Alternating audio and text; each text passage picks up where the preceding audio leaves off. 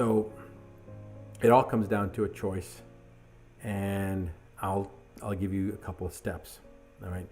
The first is set the intention. First you make the choice, then you set the intention.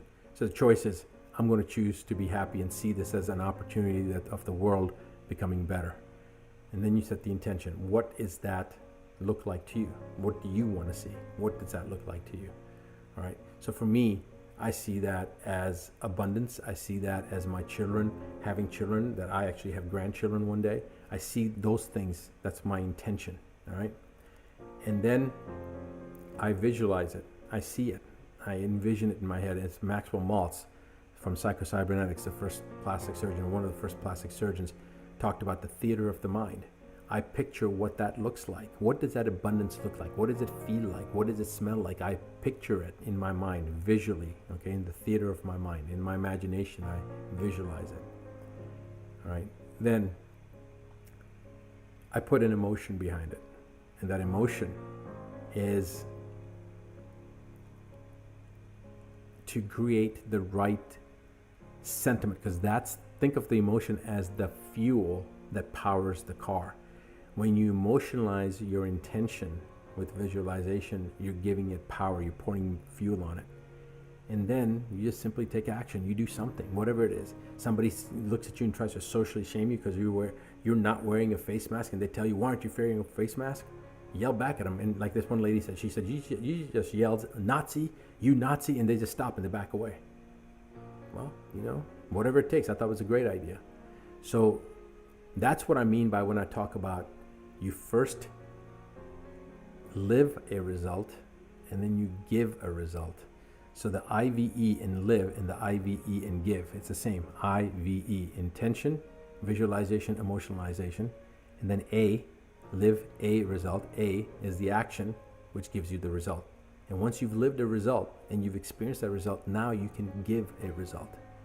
All right. So this is a part and parcel, and it goes on. It's a lot more behind it, obviously, than this, but I've just given you the basic formula. And if you do this, you can change how your mind thinks about certain things. And it's an important thing. This is something I usually keep for our IEDFW members, but the world needs it right now. Please don't think that it's not of any value because I didn't give it to you, because I didn't charge you for it. It is worth a lot. It'll literally change the difference, make the difference for you between life and death, because if you can either have a miserable life or you can have an extraordinary life. It's your choice. So first choose what you want, and then set your intention, visualize it, emotionalize it, put an emotion behind it, then take some action, and you'll get the result. You always get the result. It's a matter of natural law. All right? So it's your choice. Just remember that.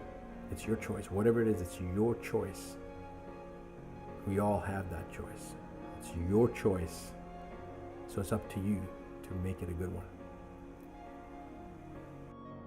So there's a lot of things that are being fact-checked now that are just simply, it's just absurd what they're doing. They're basically saying now, don't trust your eyes, don't trust your ears, don't trust your mind, because we, the fact-checkers, are here to delineate and interpret this information, because you are too stupid to know what is right and what is wrong, and you're too stupid to actually see with your own eyes and register with your own mind and hear with your own ears. So we're going to tell you what you should be looking at and what you shouldn't be looking at. In fact, in that particular post that I put out, I said, look, if you guys want to filter good information that you should be actually zoning in, because there's so much information out there and people are saying, I'm so confused. There's so much information. Which way am I supposed to go? What am I supposed to believe? What's the right answer? Well, here, I'll tell you.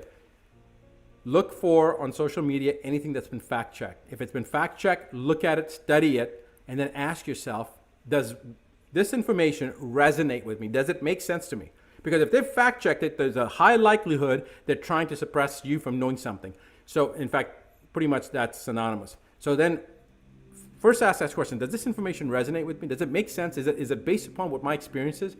And then the second question is, why is this information being fact-checked? Why is this information being censored? That's the next thing. So just by doing these two simple acts for you, for everybody, anybody that's watching this, no matter where you are in the world, look through your social media, and whatever is fact-checked, zero in on that, because that should give you a good idea of what is the truth and being fact-checked, okay? Pretty much everything that's out there being fact-checked is truth that they don't want you to know. That's the first thing. And the second thing is now, in fact, they've basically filtered the information for us. That's what they've done. Okay, they've created a sieve that we can take hold all the garbage out and get all the pearls from. That's basically what they've done by the fact checking thing. Of course, there's other good information that is out there that hasn't been fact checked, but pretty much if it's been fact checked, you know that there's a reason that they're doing it.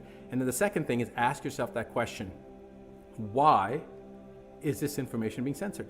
Why is this information being fact checked? Why is it obscured from my social media feed where I can't see it, or that I have to go through a couple of steps to be able to access this information?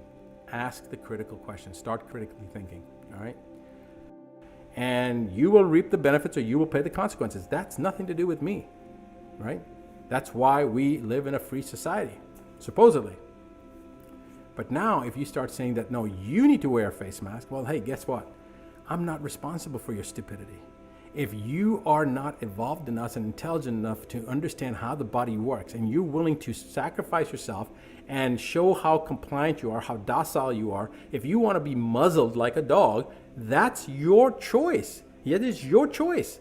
But don't impose a choice on me. I believe in your freedom to choose.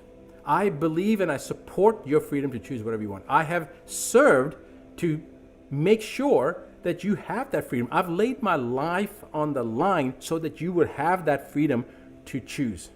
All right? And millions of people have died in the World War I, in World War II, in the Vietnam War, in the Korean War, in the Middle East conflict, and even before that, the Spanish American War and the Revolution, all the different wars. And that's just the United States. Many other countries, their soldiers have fought for their liberty and their pursuit of happiness. They may not state it as such, but that's exactly what they did. We all believe in freedom. So I have put my life on the line so that your freedom to choose is ensured. Now you're going to try to tell me that I don't have the freedom to choose? That you yourself have a monopoly in choice and that you want to be an idiot and wear a face mask, so I have to do that too? You're going to hurt yourself, so I have to do that too? Nah, it doesn't work that way. You want to see what happens when you start forcing people to do something that they know is not right and they know it's going to hurt them? Well, I think that that's what they're trying to measure right now. What kind of resistance is there going to be? And that's why I think it's very, very important for people to stand up and share this information, right? There are a lot of people that are out there that really, really, really think what's happening in the media is the right thing, is true. They're totally clueless because they're just watching the same nonsense on the media. They don't know that half those things that they're watching from CBS or ABC are all made up, same hospitals, but promoting as different countries, or stage actors that are playing the part of a doctor. They don't know any of that. They're oblivious to it. They don't understand the numbers. They just see the numbers going up. Oh my God. Guys, the numbers are going up because we've all been exposed to it. Or we've had the vaccines that have been introduced into our bodies that allowed us to be testing positive. This is the most significant time to be alive on this planet, and that we have an opportunity right now to change the course of this third planet from the sun in our solar system, to change the trajectory of this planet, to change the future of mankind.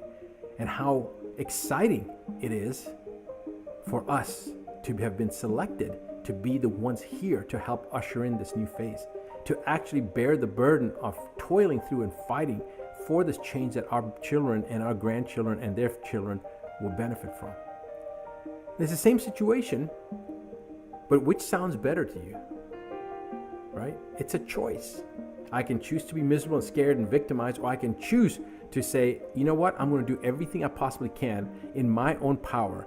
I don't care what it takes. I'm going to do whatever it takes in my power to help somebody else become awake, to become empowered with knowledge so they can no longer be victimized. It's a choice. So I make that choice. And I made that choice. And many millions of other people have made the choice.